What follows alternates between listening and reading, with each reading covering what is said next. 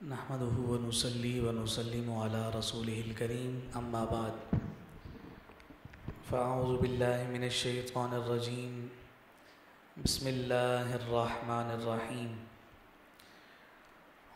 मुअज़्ज़ज़ सामीन गिरामी क़दर, आज इंशाअल्लाह अज़ीज़ सूरह हूद का बक़िया हिस्सा तिलावत किया जाएगा और फिर उसके बाद सूरह यूसुफ़ और सूरह रात के इब्तदाई चंद रुकू तिलावत किए जाएंगे।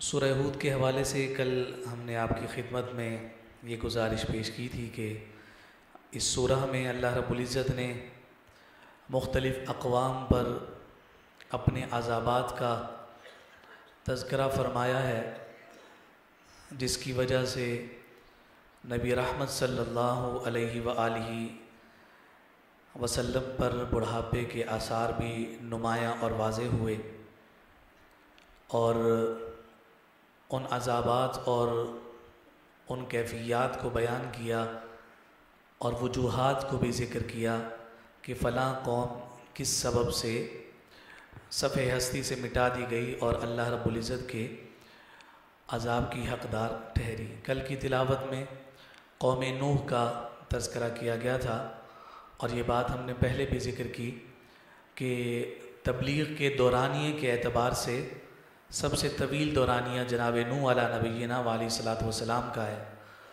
और उनके मुत्तबईन की तादाद जो है वो बहुत कम रही।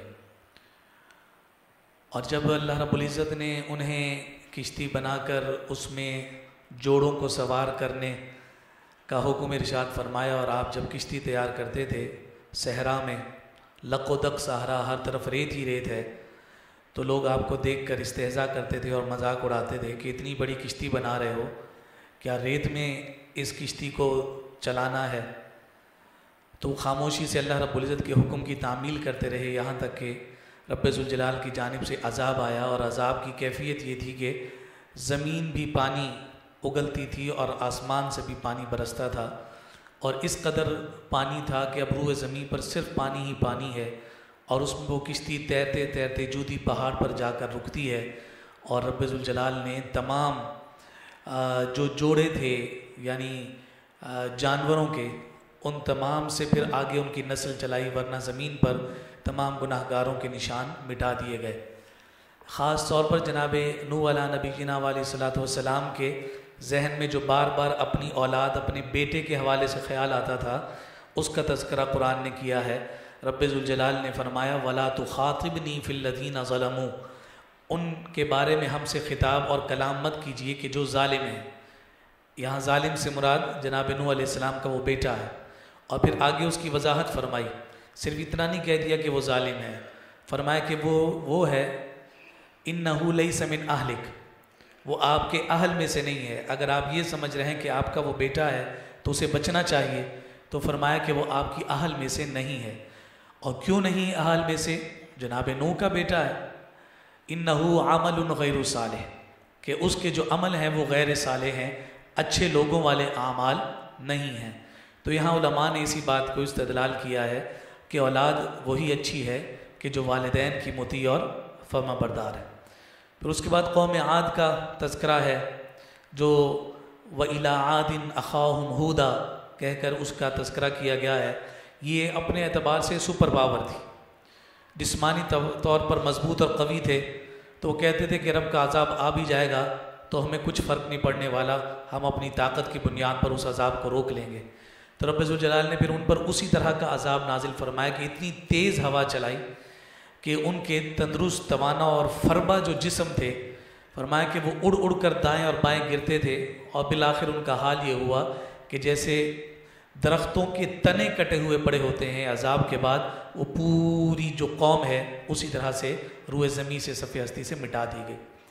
फिर उसके बाद कौम सालेह के जनाब समूद, कौम सालेह की जो कौम समूद है उसका तज़किरा है। उन्होंने उस ऊँटनी की कूंचें काटी जो अल्लाह रब्बुल इज़्ज़त की जानिब से निशानी थी, और मना करने के बावजूद जब उन्होंने उस ऊँटनी से अपनी दुश्मनी निकाली तो फिर अल्लाह रब्बुल इज़्ज़त ने उन पर एक चीख को गालिब फरमाया। उस चीख के हवाले से मुफस्सिरीन ने ज़िक्र किया कि वो चीख इस कदर सख्त और तेज़ थी कि पूरी कौम के जो भेजे हैं वो उस चीख के खौफ की वजह से उनकी आँखों से, उनके नाक से और कान से भेजे जो हैं वो पिघल कर निकल गए और वो ज़मीन पर, रुए ज़मीन से वो लोग मिटा दिए गए। फिर उसके बाद कौम लूत का तज़किरा है। कौम लूत के तज़किरे से पहले कौम लूत की जानिब जो फ़रिश्ते जा रहे थे, उन फ़रिश्तों से जनाब इब्राहीम की जो मुलाकात है उसका सिलसिला बयान किया गया है। और उस मौके पर जो हज़रत इसहाक़ अला नबीना व अलैहिस्सलातु वस्सलाम की विलादत की खुशखबरी दी गई, वो पूरी तफसील कुरान मजीद फ़ुरक़ान हमीद ने ज़िक्र की। कौम लूत हम जिन्स परस्ती में मुब्तला थी, अपनी फितरती ज़रूरत को अपने ही जिन्स से पूरा करने में वो रग़बत रखा करते थे। अल्लाह रब्बुल इज़्ज़त ने फ़रिश्तों के ज़रिए से उन पर आजमाइश को मुब्तला फरमाया कि वो खूबसूरत जवानों की सूरत में फ़रिश्ते उनकी बस्तियों में गए और उन्होंने जब उनसे बुराई का इरादा किया तो फ़रिश्तों ने अपने परों पर उन्हें आसमान की जानिब उठाकर ज़मीन की जानिब पटक दिया और वो कौम लूत सफ़े हस्ती से मिट गई और किस्सा पारीना हो गई, तारीख़ का सफ़ा हो गई। उसके बाद जनाब शुएब अलैहिस्सलाम की कौम मदियन का तज़किरा है। उन्हें जिस उज़्र की वजह से, जिस वजह और जिस बीमारी की वजह से उन पर यह अज़ाब नाजिल हुआ, वो नाप तोल में कमी किया करते थे, माल के एतबार से ख़यानत में मुब्तला थे। अल्लाह रब्बुल इज़्ज़त ने उस कौम को भी अज़ाब में मुब्तला फरमाया। ये सारे इख्तिसार के साथ अज़ाबात को ज़िक्र किया गया है। इस सूरह मुबारक की एक आयत है, फ़स्तक़िम कमा उमिर्त, जो अल्लाह रब्बुल इज़्ज़त के प्यारे हबीब सल्लल्लाहु अलैहि वसल्लम से बराह रास्त रब्बे ज़ुल जलाल का कलाम है। इस्तक़िम कमा उमिर्त, महबूब डट जाइए, कमा उमिर्त, जैसा आपको हुक्म दिया गया है। इसके हवाले से हज़रत इब्न अब्बास रज़ियल्लाहु तआला अन्हु, जो हुज़ूर के चचाज़ाद भाई हैं, वो कहते हैं कि रसूल कायनात सल्लल्लाहु अलैहि वसल्लम पर इस आयत से ज़्यादा सख्त आयत कोई नाजिल नहीं हुई। यानी जो इस्तिक़ामत है, फरमाया कि वो इस्तिक़ामत जो है, चाहे वो अखलाक में हो, चाहे वो अमल में हो, चाहे वो इबादत में हो, चाहे वो मामलात में हो, फरमाया ये बहुत संगीन और मुश्किल काम है। इस वजह से अहले तसव्वुफ़ के यहाँ ये बात जिक्र की जाती है कि अल इस्तिक़ामतु इंद शरीयती फ़ौक़ल करामा, फरमाया शरीयत की जो इस्तिक़ामत है, यानी मामूलात की जो पाबंदी है और उसमें जो मुस्तक़िल मिजाजी है, वो करामत से बड़ा दर्जा रखती है। कोई शख्स तुम्हें हवा में उड़ता हुआ नज़र आए, फरमाया उसकी इतनी अहमियत नहीं है, उससे ज़्यादा अहमियत उस फ़र्द की है कि जो अपने अमल में मुस्तक़िल मिजाज है और अपने आप को दीन पर कारबंद रखता है। ये सारी तफसील जो यहाँ बयान की गई और इस्तिक़ामत की अहमियत को बयान किया गया, इस पर जब हम अपने आप को पेश करते हैं और देखते हैं कि हम कितने मुस्तक़िल मिजाज हैं, तो हम अपना मुहासबा ख़ुद कर सकते हैं। किसी ने बड़ी खूबसूरत तहरीर और एक जुमला सोशल मीडिया पर डाला और बड़ा दिल को भाने वाला है। कहा कि रमज़ान बुराइयों को ख़त्म करने के लिए आता है, बुराइयों को पॉज लगाने के लिए नहीं आता। कि बुराइयाँ रुक जाती हैं, रमज़ान गुज़रता है, फिर दोबारा से वो शुरू हो जाती हैं। तो रमज़ान का पैगाम उन बुराइयों को पॉज लगाना नहीं होता, बल्कि उनको ख़त्म करना होता है। तो ये हमारे जो मामूलात हैं, ये गैर मुस्तक़िल मिजाजी की तरफ निशानदेही करते हैं, इस्तिक़ामत से दूरी के सबब से हैं। पहली रमज़ान की रौनकें और फिर 10 रमज़ान की रौनकों में फ़र्क भी इसी इस्तिक़ामत के ख़िलाफ़ ही हमारे रवैये और मिजाज पर दलालत कर रहे होते हैं। अगली सूरत सूरह यूसुफ़ है। अच्छा, सूरह यूसुफ़ की इनफरादियत ये है कि दीगर नबियों का भी कुरान में तज़किरा है, लेकिन मुख्तलिफ़ मकामात पर है और मुकर्ररात भी हैं। यानी हज़रत मूसा अलैहिस्सलाम का तज़किरा अगर 9वें पारे में आया है तो हमें 19वें पारे में भी नज़र आएगा। वही वाक़या जो जनाब ईसा का 3रे पारे में हमें नज़र आए, वही सूरह मरियम में भी हमें नज़र आ रहा होगा। सूरह यूसुफ़ की इनफरादियत ये है कि इसमें जो भी वाक़यात बयान किए गए वो फिर कुरान में कहीं और बयान नहीं हुए। ये गैर मुकर्ररा वाक़या बयान हुआ है। मुकर्रर का माना होता है तकरार, जिसका तकरार की जाए। तो मुकर्ररात जहाँ कुरान में मौजूद हैं, तो वहाँ गैर मुकर्रर, ये सूरह यूसुफ़ की इनफरादियत है। जनाब यूसुफ़ का नाम तो कुरान में और नज़र आएगा, लेकिन उनकी ज़िंदगी का हवाल इस सूरत के अलावा कहीं नज़र नहीं आएगा। और फिर इसी वजह से, इसकी जामाइयत की वजह से कुरान ने इसे अहसनुल क़सस करार दिया कि ये बेहतरीन किस्सा है जितने भी किस्से कुरान में ज़िक्र किए गए हैं। अच्छा, दोनों एतबार यानी तकरार भी वाक़यात की और गैर तकरार वाक़यात जो हैं वो भी, सबकी इनफरादियत अपने अपने एतबार से है। पढ़ने वाला और सुनने वाला उससे किसी तरह से भी आजिज़ या बोर नहीं होता। वो हर मकाम पर मुख्तलिफ़ अल्फाज, मुख्तलिफ़ कैफियत और नौइयत के साथ कुछ नया ही पैगाम दे रहा होता है। फिर जनाब यूसुफ़ अलैहिस्सलाम के हालात और इमामुल अंबिया सल्लल्लाहु अलैहि वसल्लम के हालात व वाक़यात में मुमासलत है। मुमासलत कैसे है कि जनाब यूसुफ़ अलैहिस्सलाम से उनके भाइयों ने हसद किया, हुज़ूर अलैहिस्सलातु वस्सलाम से आपके कुरैश के जो भाई थे मक्कातुल मुकर्रमा के, उन्होंने हसद किया। यूसुफ़ अलैहिस्सलाम के भी कत्ल के दर पे हुए, इमामुल अंबिया के भी कत्ल के दर पे हुए। यूसुफ़ अलैहिस्सलाम को भी मिस्र जाना पड़ा, आक़ाए कायनात सल्लल्लाहु अलैहि वसल्लम को भी मदीनतुल मुनव्वरा जाना पड़ा। यहाँ तक कि फरमाया कि एक वक्त यूसुफ़ अलैहिस्सलाम पर यह आया कि वो मिस्र के तख्त पर बैठे। इमामुल अंबिया पर भी एक वक्त आया कि वो रियासत मदीना के हाकिम बने और आपकी हुक्मरानी का डंका आज भी बज रहा है। तो फरमाया कि ये हालात व वाक़यात की मुमासलत है।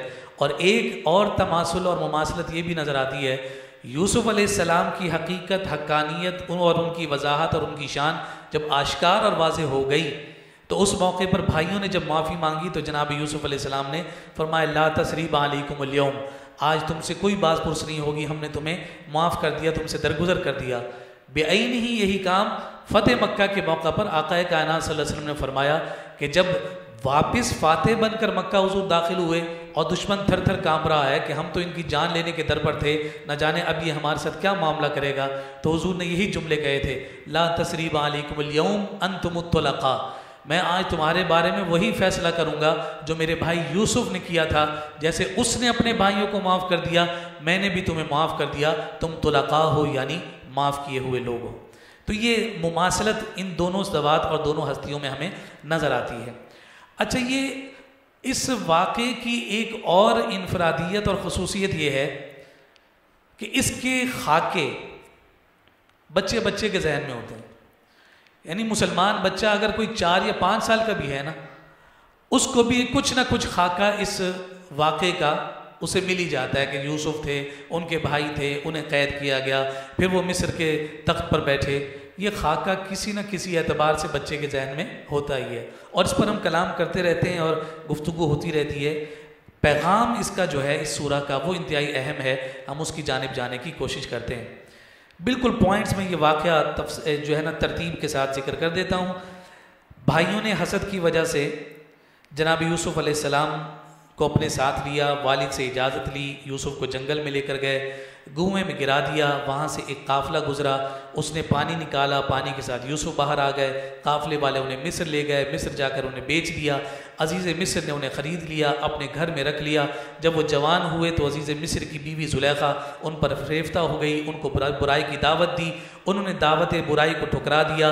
अजीज़ मिस्र ने बदनामी से बचने के लिए आपको कैद में डाल दिया, आपने कैद खाने में भी दावत तौहीद का सिलसिला जारी रखा, वहाँ ताबीर और रोया बताया करते, लोगों को ख्वाबे जो उनके ख्वाब थे उनकी ताबीरात बताया करते, यहाँ तक कि उस बादशाह ने ख्वाब देखा, उस बादशाह की ताबीर बताई, आपको कैद से निकाला गया, तिजारत और मुमलिकत का खुद मुख्तार आपको बनाया गया। और फिर मिस्र के गिरदो पेश के जो काहत के हालात थे उसकी वजह से आपके भाई राशन लेने के लिए इनके पास पहुँचे, फिर 2-3 मुलाकातों के बाद उनको बता दिया गया कि मैं तुम्हारा भाई हूँ, वालिद को भी अपने पास बुला लिया गया और वो भी आकर मिस्र में आबाद हो गए और माफ़ी तलाफ़ी हो गई। ये पूरा खुलासा इस वाक़े का आपके सामने जिक्र कर दिया। अब ज़रा सुनिए कि इसके पैगामात क्या हैं। पहला, मुसीबत जो है वो नेमत और राहत का ज़रिया होती है। आप कहेंगे ये कैसे? पूछ लीजिए यूसुफ अलैहिस्सलाम से। कैद की मुसीबत कोई कम है? बाज़ार में बिकने की मुसीबत कम है? कुएं में कैद होने की मुसीबत कोई कम है? लेकिन उस मुसीबत ने दिया क्या? मिस्र का तख्त। फरमाया कि किसी पर मुसीबत आ जाए तो फिर वो जान ले कि उसके लिए आगे क्या है? नेमत और राहत है। इन्ना मअल उसरि युस्रा, हर मुश्किल के बाद आसानी है। दूसरा, हसद बिल आखिर बीमारी है, इस हसद से बचना है। फरमाया अल हसद, फरमाया कि हसद ऐसे ही है कि वो तुम्हारी नेकियों को इस तरह से खा जाती है कि जिस तरह से दीमक लकड़ी को खा जाती है। दीन पर जमे रहने का पैगाम सूरह यूसुफ से मिला है। फरमाया इफ़्फ़त व अमानत और इस्तिकामत सारी भलाइयों का जो सरचश्मा है मर्द के लिए वो ये है कि वो दीन पर जमा रहता है। चौथी बात, मर्द और औरत का इख्तलात। आक़ाए कायनात सल्लल्लाहु अलैहि वसल्लम ने फरमाया जब मर्द और औरत तन्हाई में मिलते हैं तो उनके साथ तीसरा फर्द शैतान होता है। और यही मामला हमें सूरह यूसुफ में नज़र आया कि जुलेखा को मौका मिला तन्हाई का, जनाब यूसुफ अलैहिस्सलाम को उसने दावत गुनाह दी और जनाब यूसुफ अलैहिस्सलाम ने उस दावत गुनाह को रद्द फरमाते हुए अपनी पाक दामनी का ऐलान फरमाया। ये तफसील हम सब के इल्म में है। तो फरमाया कि मर्द और औरत का इख्तलात कभी भी गैर मुज़िर नहीं हो सकता, उसके मुहलिक और मुज़िर असरात मुआशरे पर ज़रूर मुरतब होते हैं। कोई ये ना समझे कि जनाब मैं अपने दिल का बड़ा पाक हूँ, यूसुफ अलैहिस्सलाम से तो पाक नहीं हो सकता। कहा जाता है कि जनाब ये इज़्ज़तें और जनाब सफाई तो दिल की होती है, पर्दा तो आँखों का होता है। तो ये बातें क्या जनाब यूसुफ अलैहिस्सलाम को मालूम नहीं थी?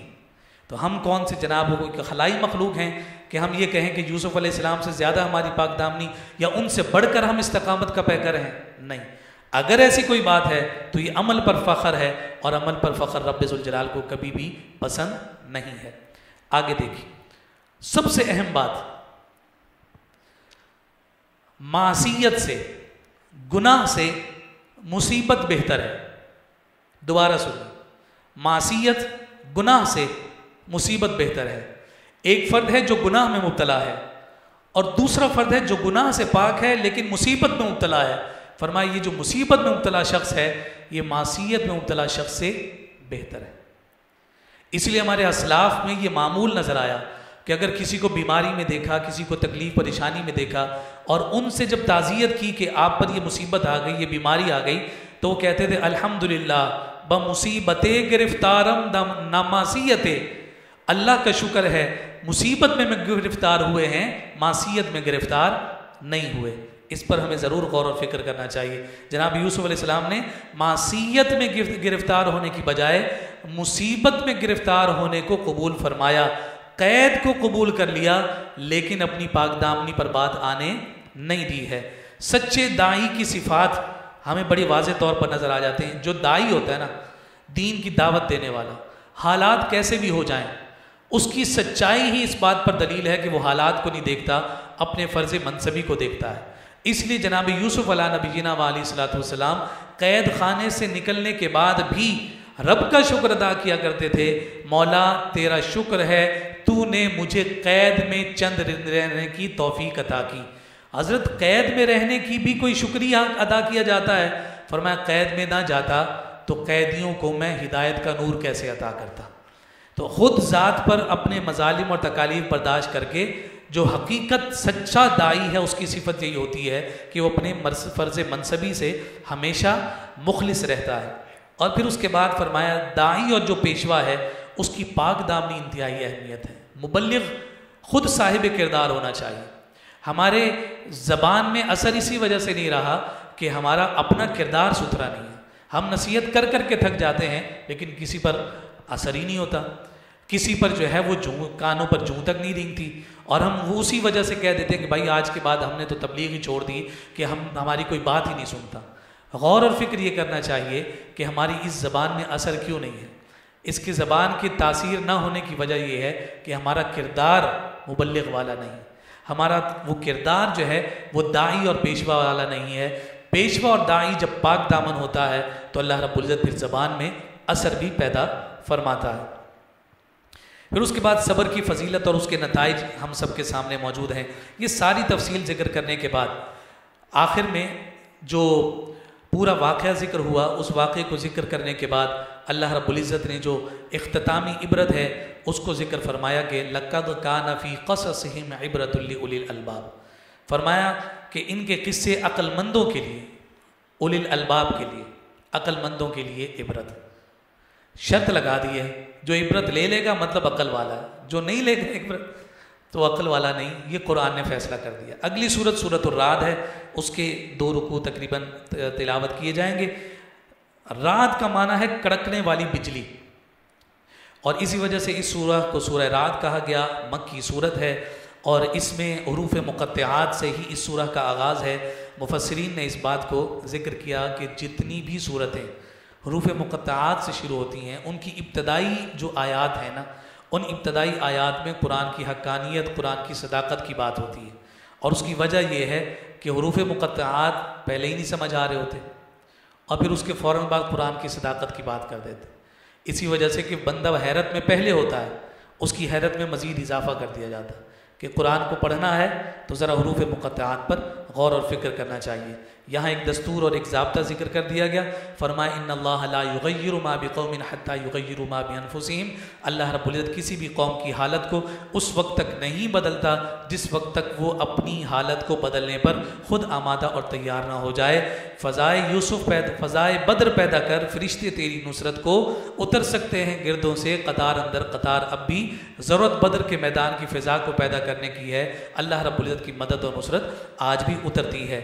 बातिल और अहले बातिल को सैलाब की झाग की मानिंद करार दिया गया कि जब सैलाब आता है तो सैलाब जब तेज़ी के साथ पानी को बहाता है तो बहुत सारी झाग बनाता है, और जब पानी वापस उतरता है तो फरमाया कि उस झाग की कोई हैसियत ही नहीं रही होती, वो सूख कर ज़ाइल हो जाती है। फरमाया बातिल और अहले बातिल के आमाल इसी तरह से हैं कि वो सिर्फ झाग ही हैं। तुम्हें दुनिया में उनकी अज़मतें, शान, रिफ़तें नज़र आएँ, उनका तुम्हें मालो दौलत नज़र आए, फरमाया वो सैलाब के झाग की ही मानिंद हैं। क़यामत के दिन जब फैसला होगा तुम देखोगे कि ये सारी झाग सूख चुकी होगी।